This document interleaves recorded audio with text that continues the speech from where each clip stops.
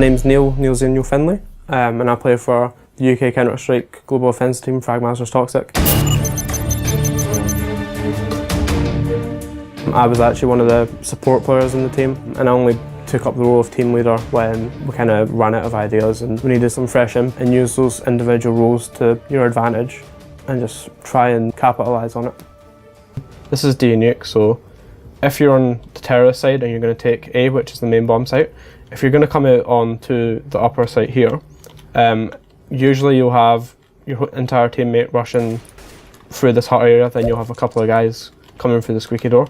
So if you were going to be the first guy out of the hut, which is the most important role, you kind of have to check the most important spots, which is all about pre-aiming, which is one of the most important things when you're playing Counter-Strike. So if I was going to come out this section right now, the first place you'd have to check is right up here, because that is the most common spot that people sit, up here. So if you were going to come out, have your crosshair there already, so you're not coming out looking at the floor, then have to bring it up.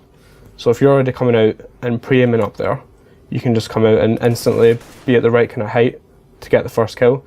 And then second point of contact is in this crow's nest area. So once you've cleared that area, you can just get onto the bomb site. Make sure on the rafters is the most important places to check. You have a couple of players that will drop down here, so obviously you need to pre-aim around here and check this kind of corner. But if you're playing a passive player with an op, they would be away out in this garage here. So if you were coming out, like I said, on the second row of coming out a squeaky door, you would try your best to try and get out of this area. You don't really want to face against an opper that's got long range with you and you've got an AK. So if you're going to hop through that door, if you know for a fact that he's going to be playing out there at long range, that is good, you can hop through the door.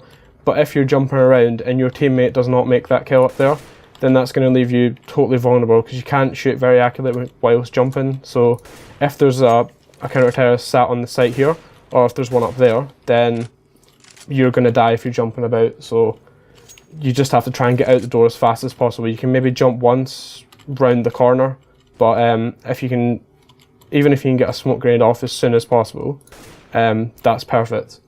What a lot of teams do, and what we do as a strategy, you can actually you can grenade out of the door. So you can have one guy sitting back here and chucking a grenade off that door and blowing it up, and then if you chuck a smoke grenade just through that gap there, that should land perfectly in this main area, so you can smoke that off before you guys are even out.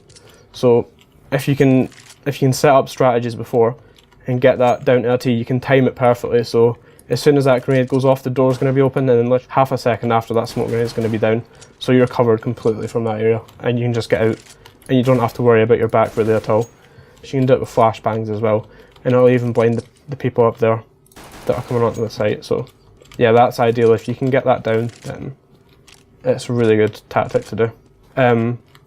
Like I was saying about pre-aim as well, if you've got a spare person, you have your first two players going out here, and then you'll have one guy just coming to the hut and spotting through that smoke, just in case a counter-terrorist tries to take it really quickly. You can just sit there and hold it off. If you were a counter-terrorist and you were going to play more aggressive, a lot of players like to get into this spot here. So they'll just kind of wait behind the hut and just sit here, and then flashes coming through the skylights out there won't blind you at all. A lot of players, especially if you're just playing against casual players, they will kind of check up here first. So you've got that advantage on them. If you're playing aggressive, you can get the first guy and you can just run in and control the hut area. You've totally stopped the rush, and you're guaranteed the first couple of kills. Or if you're playing an aggressive team, for example, we've got a aggressive push that we do, which is really good as a counter-terrorist. You basically just take control of the lobby instantly, so that terrorists can't do anything. So if you've got the first three guys in your team with the best spawns from CT, you'll come all the way down here. So the first three guys will just rush through, keep their guns out, and they'll just take control of this area. And a lot of the time, the terrorists will just be sitting here getting set up and getting ready to do a slow round. And then you'll have your fourth member jumping down onto the site, just chucking a flashbang off this wall of the hut here, which will basically blind anyone in this area. So the usual default setup for terrorists, they'll just have a couple of guys coming in here, taking control of the ramp, and you'll have one person spotting here. So if you're playing against an aggressive team, which has only really done a couple of rounds, so that flash totally eliminates this person here. and he's going to have to fall back. If he faces this person in hut, he's dead.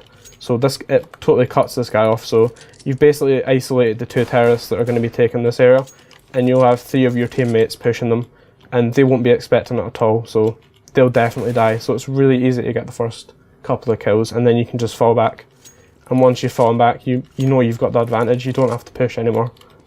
And then you'll have your 5th member just holding this outside area, so they can't flank you behind and get in, because that's the one area that's the flaw in the strat. So you have to have one person watching your back all the time. And once you've got that covered, it's pretty easy if you get the first 2 kills. So that would be my advice. If you want to do an aggressive round, do something like that. It's really good.